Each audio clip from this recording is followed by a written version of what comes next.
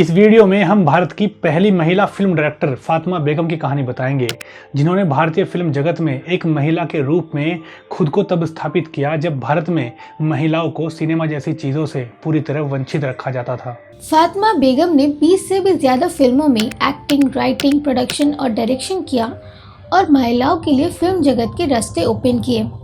हालांकि फातिमा बेगम और सिनेमा में उनका योगदान आज भारतीय सिनेमा से पूरी तरह गायब हो चुका है। पर इस वीडियो में हम आपको फातिमा बेगम के जीवन और सिनेमा के प्रति उनके प्रेम और योगदान के हर हिस्से से रूबरू कराएंगे।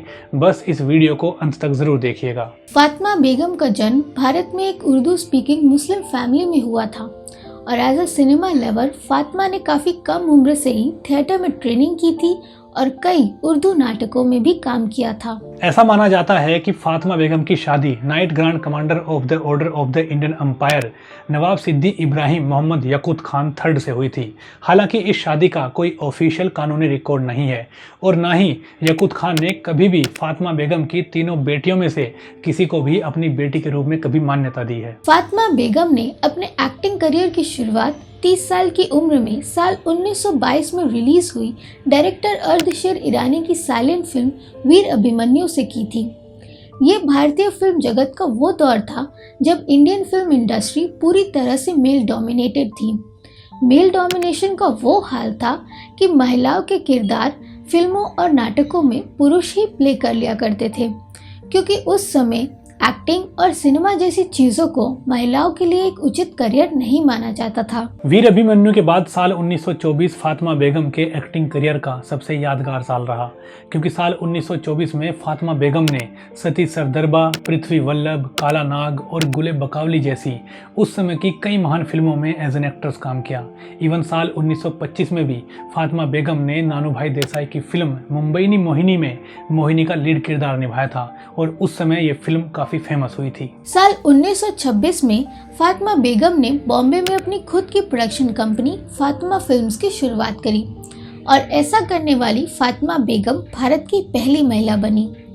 हालांकि साल 1928 में इस प्रोडक्शन कंपनी का नाम बदलकर विक्टोरिया फातिमा फिल्म्स कर दिया गया था। साल 1926 में फातिमा बेगम भारत की पहली महिला फिल्म डायरेक्टर बनी जब उन्होंने अपनी प्रोडक्शन कंपनी के अंडर अपनी पहली फिल्म बुलबुले परिश्ता का निर्देशन किया, जो कि एक फेरीलैंड में सेट पर्शियन फेबल पर आधारित एक रानी की कहानी है जो अपनी दुनिया में व्यवस्था लाने के लिए जादू का उपयोग करती है। उस समय के हिसाब से ये एक बड़े बजट की फिल्म थी जिसमें फातिमा बेगम ने अर्ली स्पेशल इफेक्ट्स को बनाने के लिए ट्रिक फोटोग्राफी वाली टेक्निक का इस्तेमाल किया था।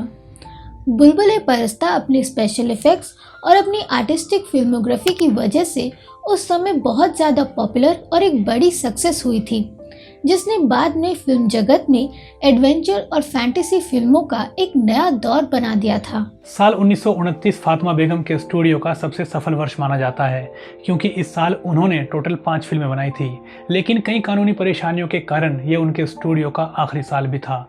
न केवल स्टूडियो का बल्कि फातिमा के डायरेक्शन करियर का भी ये आखिरी साल था और हमेशा ही रेस्टलेस और क्रिएटिव रहने वाली फातिमा बेगम की फिल्म डायरेक्टर के रूप में आखिरी फिल्म गॉडेस ऑफ लक भी साल 1929 में ही आई थी। अपनी खुद की प्रोडक्शन कंपनी चलाने के साथ साथ फातिमा बेगम ने कोहिनूर स्टूडियो और इंपीरियल स्टूडियो में एज एन एक्ट्रेस अपना करियर भी जारी रखा था और उन्होंने अपनी बेटियों जुबैदा, सुल्ताना और शहजादी के एक्टिंग करियर को भी संभाला और उन्हें अपनी कई फिल्मों में भी कास्ट किया। इवन साल 1931 में अर्दशेर ईरानी द्वारा बनाई गई भारत की पहली टॉकिंग फिल्म आलम-आरा में फातिमा बेगम की बेटी जुबैदा अभिनय करने वाली पहली भारतीय महिला एक्ट्रेस बनी। उनके फिल्मी करियर ने उनके कई टैलेंट्स को प्रेजेंट किया, acting, screen writing, direction and production.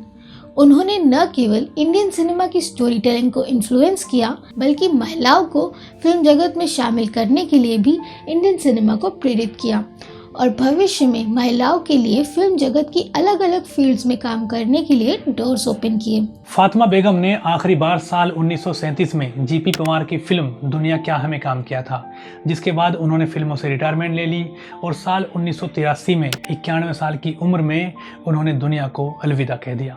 यदि आप एक महिला हैं और भारतीय फिल्म इंडस्ट्री में किसी तरह से भी अपना योगदान दे रही हैं, तो याद रखिएगा कि आपकी सफलता में एक बड़ा हिस्सा फातिमा बेगम का भी है। खैर अफसोस की बात यह है कि उनके 15 साल के करियर के दौरान भारतीय फिल्म संरक्षण को उतना महत्वपूर्ण नहीं माना जाता और यही कारण है कि उनकी लेगेसी कहीं खो गई है। हम भारतीय सिनेमा की इस one of the pioneering women Fatima Begum को और जो उन्होंने भारतीय सिनेमा में योगदान दिया है उसको और जो उन्होंने भारतीय महिलाओं के लिए सिनेमा के रास्ते ओपन किए हैं उसके लिए हम उनको सलाम करते हैं।